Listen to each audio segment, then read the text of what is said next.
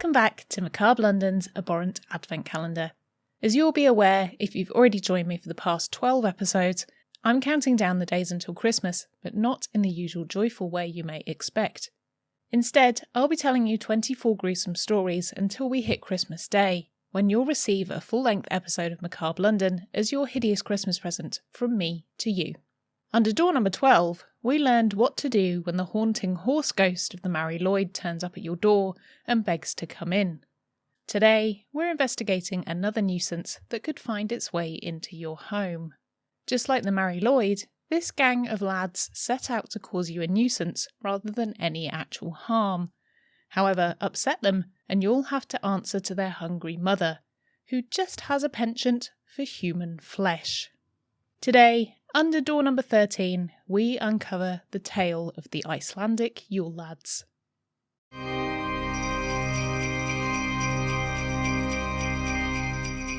Ho, ho, ho. If you're ever in Iceland over Christmas time, you may need to do a bit of swatting up in advance to make sure you receive your Christmas presents. Instead of the usual singular Santa Claus, there are 13 individual gift givers, each with their own set of rules that you need to be aware of in order to make sure you appease them enough to extract your present from their clutches. The Yule Lads, a team of 13 tricky humanoid trolls, make their way down from the Icelandic mountains in search of mischief, with one of the lads visiting on each of the 13 days leading up to Christmas Day.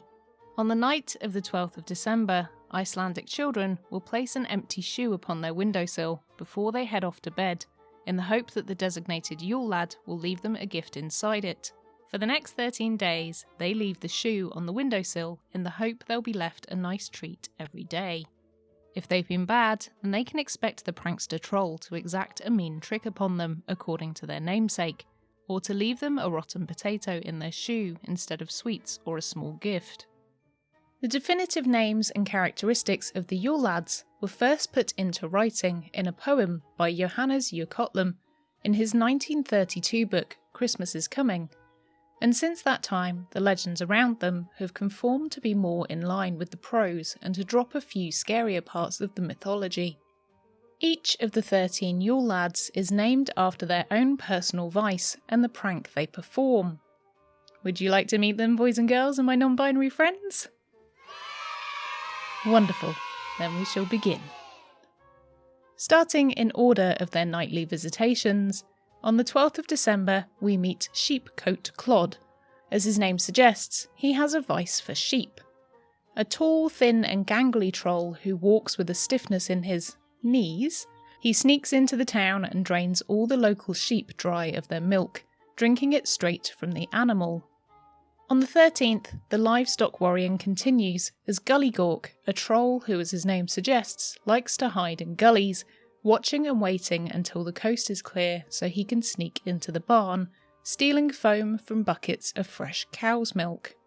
On the 14th, the shortest of all the trolls, Stubby, will wait until you've retired to bed and sneak into your kitchen to pick the crusts out of your unwashed pie pans. Spoonlicker will visit on the 15th, and you guessed it, slobber all over your silverware, and on the 16th, Pot Scraper will steal your dirty pans and lick them clean, and not scrape the lining off your non-stick Tefal, which, let's face it, is a far scarier thought than finding your pots with troll drool in them. In case you'd not had enough of your crockery being mouthed by mountain trolls just yet, on the 17th, Bowl Licker will hide under your bed, waiting to feed on the leftovers of your supper. On the 18th, you best wear earplugs to bed, as Door Slammer will wait until you've just dropped off to sleep, and then he'll continue his shenanigans throughout the night, slamming your bedroom door, making you wish you lived in an open-plan apartment. After your sleepless night, you'll be even more annoyed the next morning when you open the fridge to find that Skyr Gobbler has been and eaten all of your yoghurt, scuppering your breakfast plans.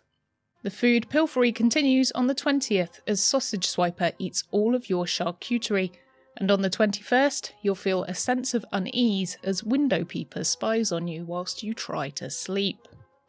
The sense of uncertainty continues on the 22nd, as when baking delicious treats to calm your nerves, you'll realise that Door Sniffer has been and hoovered up all of the tasty scent with his big old hooter. As a last hurrah by the trolling trolls, Meat Hook will arrive on the 23rd, and steal all of your Christmas meats. And finally, on the 24th, you'll be plunged into darkness as Candlebeggar comes and eats all of your candles. However, it's worth the inconvenience of being cast into the shadows, as Candlebeggar brings the best gifts, as he is the finale of the 13 days of troll terror. Over the 13 days leading up to Christmas, if children visit Santa in his grotto, they will be meeting the assigned troll for that day, and not just the overarching Saint Nick of the season. And to wrap up the festivities, much like many other countries, Iceland has its main Christmas celebrations on Christmas Eve instead of Christmas Day. However, there is still time on Christmas Eve for one last visit from someone much, much worse than the Yule Lads. Over the whole of the Christmas period, a giantess has been waiting and watching, taking notes on who has been the naughtiest.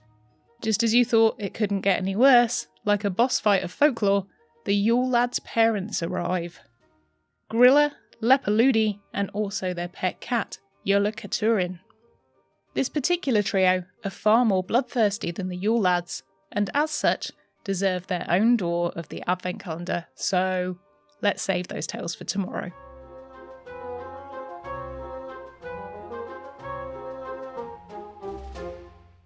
Thank you for joining me for door number 13 of the Macabre London Abhorrent Advent Calendar. Which of the Yule Lads would you most like to pop up round your house over the festive period? I think for me it's probably Stubby the pie crust eater, as he sounds pretty harmless, but I don't like the sound of Window Peeper, he just sounds creepy. Let me know the troll for you in the comments under the video on YouTube, or if you're listening to the podcast, share them on my social media.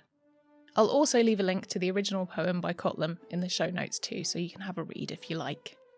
I'll be back tomorrow with door number 14, so make sure you join me then. Please like, comment, rate, review, share and subscribe on whatever platform you're enjoying this on, and come and say hi on my social media. And don't forget to tell your friends if you think they'd enjoy the Advent calendar. If you'd like to help support the show, then you can do so by signing up to my Patreon, buying a gift from the Amazon wishlist, or making a one-off donation via the Acast supporter link. The links for all of these are in the show notes and description, and a huge thanks to all of our patrons.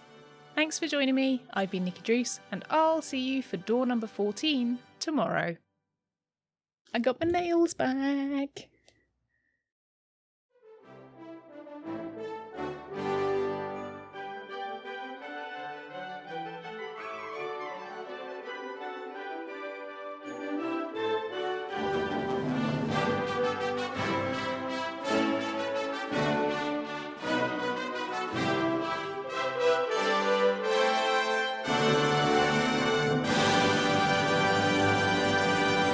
Ho ho ho.